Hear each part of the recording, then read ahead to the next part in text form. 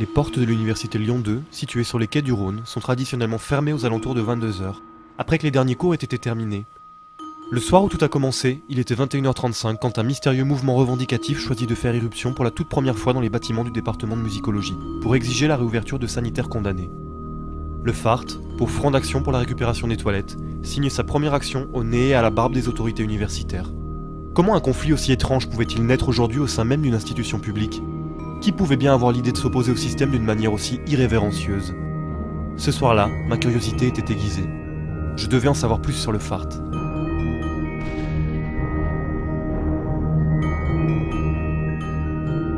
L'objet du conflit qui oppose le FART aux autorités universitaires est la fermeture de l'accès à ces sanitaires, qui furent condamnés depuis les premiers jours de l'année scolaire.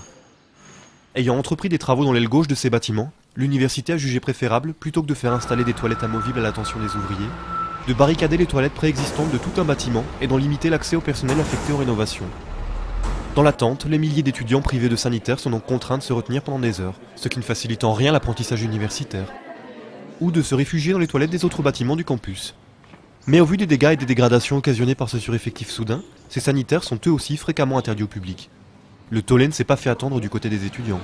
Nous avons adressé une pétition au président de l'université et c'est le vice-président qui nous a répondu au bout d'une certaine attente en nous disant, en plus, qu'on devait se contenter de la situation.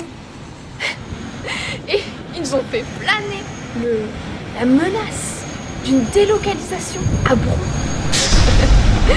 Mais cette deuxième partie-là, clairement, c'est une menace faite aux étudiants qui oseraient se rebeller contre la situation sanitaire désastreuse. Car elle est complètement désastreuse. Non mais vraiment.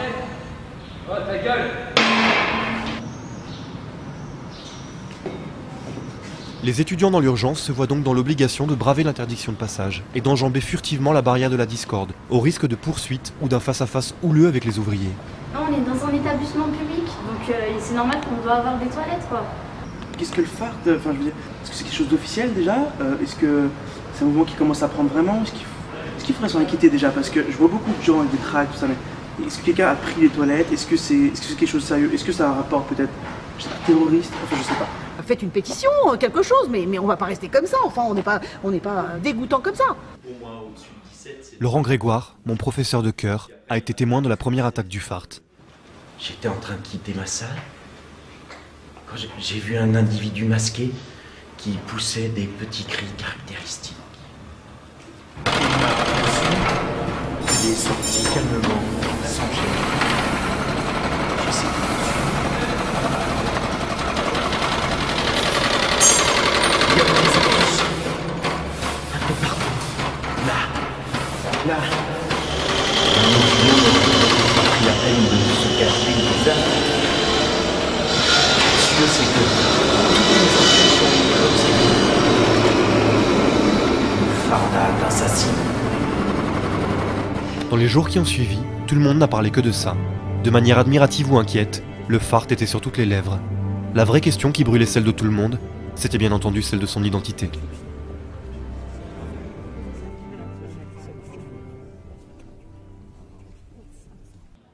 Dans un premier temps, j'ai été convaincu que le mystérieux agitateur était à chercher du côté des étudiants en musique. Imaginer qu'une personne extérieure à l'université ait pu prendre le temps de confectionner ces affiches me semblait hautement surréaliste. De plus, certaines choses me poussaient à penser comme telles. Antoine nous délivre un indice. Ça faisait plusieurs semaines que je montais au créneau. Enfin, plusieurs semaines avant même les premiers agissements de ce mystérieux collectif. J'ai dénoncé à maintes et maintes reprises des événements tout à fait inquiétants, je dirais, qui étaient survenus au sein de la fac. Je voudrais prendre comme exemple ce papier que nous avons retrouvé dans la boîte à suggestions de l'AEDM, l'association des étudiants, qui parle d'une action punitive au caca. Enfin, quelque part, est-ce que nous devons attendre de retrouver des brochettes d'excréments empalées sur la poignée de la porte du secrétariat de musicologie pour agir? Excité par la curiosité et l'effroi déclenchés par le mouvement, je mourais d'envie d'entrer en contact avec son ou ses organisateurs. Ma seule solution était d'en parler autour de moi en espérant que quelqu'un aurait quelque chose de révélateur et d'important à me dévoiler, qui puisse me mettre sur une piste. Ah c'est bon, ça va aller là. Vous faites chier, vous votre assaut de merde, là. Oui, non, je sais rien. Mais je m'en bats les couilles de vos toilettes. Mes recherches sur internet ne portèrent guère leurs fruits, elles non plus.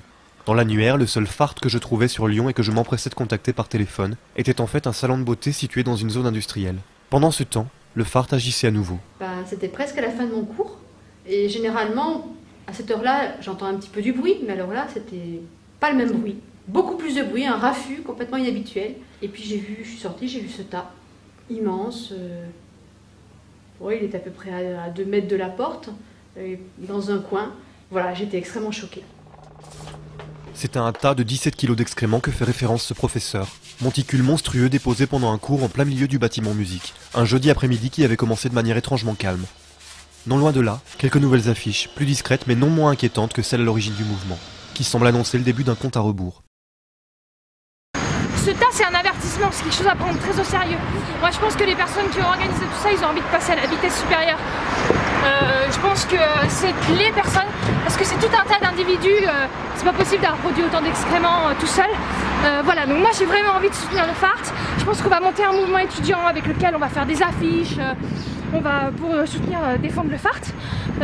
Voilà, et je pense qu'aussi c'est important de faire ça, on n'est pas obligé, je sais, voilà, personne ne nous demande rien, mais aussi c'est une manière de protester contre cette fac complètement totalitariste qui nous empêche d'aller pisser, enfin voilà quoi, je pense que c'est plus possible, il faut qu'on fasse quelque chose.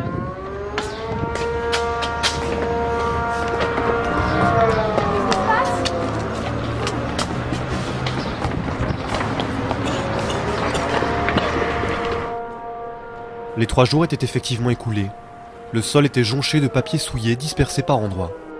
Comme si ça ne suffisait pas, des boules puantes avaient été disséminées aux 4 coins du bâtiment, rendant l'atmosphère violemment putride. Au vu de l'intensité assez uniforme de la puanteur qui régnait à l'intérieur, de très nombreuses capsules avaient dû éclater partout, et ce de manière simultanée. Tout laissait à penser que le fart se transformait peu à peu en groupuscule ultra organisé, aux moyens et aux effectifs grandissants. Dans ce contexte, certaines personnes mentaient forcément, et je me sentais soudainement étrangement naïf et mis à l'écart. Des choses devaient se passer sous mes yeux sans que j'y prête attention. Je décidai alors, pour être certain d'entrer en contact avec le mystérieux conspirateur, de me tenir le plus souvent possible près du seul endroit qui semblait jusqu'alors avoir échappé aux représailles. Les toilettes. Quelque chose me disait qu'elle ne tarderait pas à devenir la cible d'un attentat plus effroyable encore que les précédents. Je passai 5 journées entières en sitting devant l'entrée, dans l'espoir de voir quelqu'un approcher. Me vint alors l'idée que le fart ne tomberait probablement pas aussi facilement dans le panneau et ne se livrerait pas sans méfiance. Je décidai donc d'installer un ingénieux dispositif de surveillance vidéo, dissimulé dans un buisson, afin de capter une éventuelle attaque. À ma grande déception, la nature des images récoltées ne fut guère satisfaisante, n'entraînant que le découragement et la sensation persistante que je ne parviendrais probablement pas à entrer en contact avec l'un des membres du groupuscule.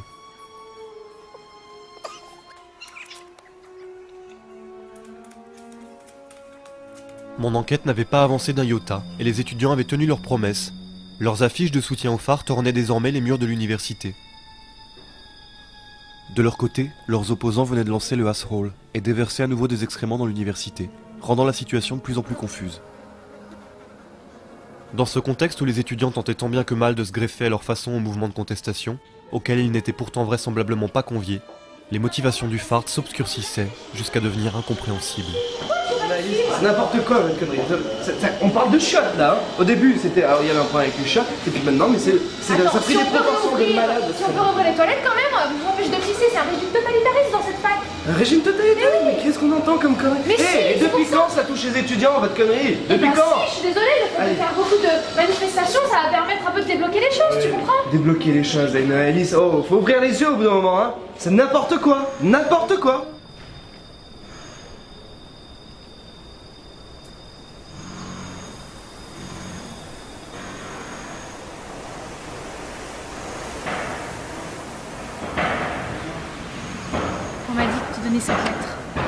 C'est dans ces circonstances, après quelques jours de calme relatif durant lesquels la crainte des prochains événements s'estompa progressivement, que je reçus par texto une invitation pour le moins étrange. Pour sûr, j'avais bien la ferme intention de me rendre à ce rendez-vous. J'étais toujours aussi curieux d'avoir enfin accès à une part de révélation concernant les mystérieux événements récents. Il ne faisait pour moi pas l'ombre d'un doute que j'y verrais plus clair après cette entrevue, et qu'il s'agissait sans doute du geste de rapprochement qu'attendait un certain nombre d'étudiants de la part du fart.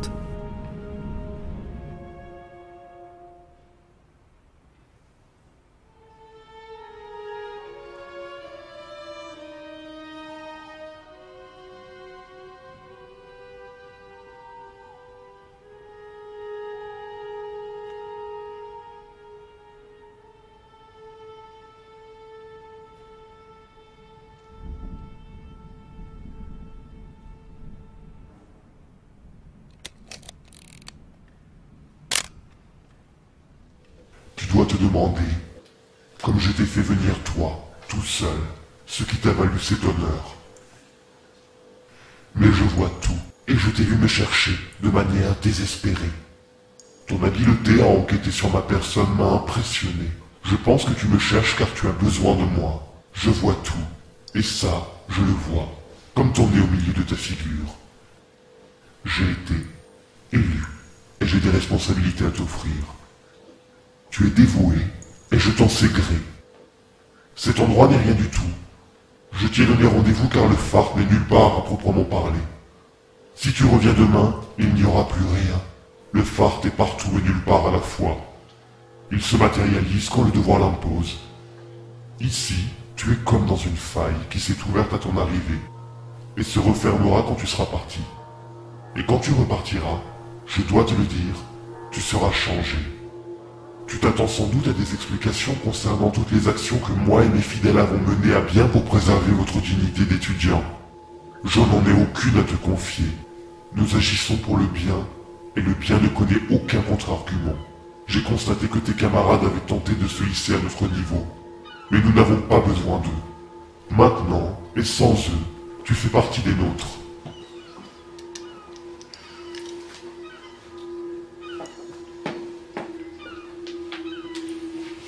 Je t'ai demandé de venir ici pour me filmer, et ainsi apporter au monde le témoignage de mon existence. Par l'image que tu renverras de moi, tu me donneras vie. À ceux qui disent que je ne suis rien, que le phare est fini, perdu. À ceux qui ne comprennent rien à ce que je dis, va porter parole. Je suis plus fort que jamais. Je n'ai sûrement pas terminé. Mes fidèles et moi, ensemble, nous continuerons la lutte. Merci à toi. Merci de me donner la vie.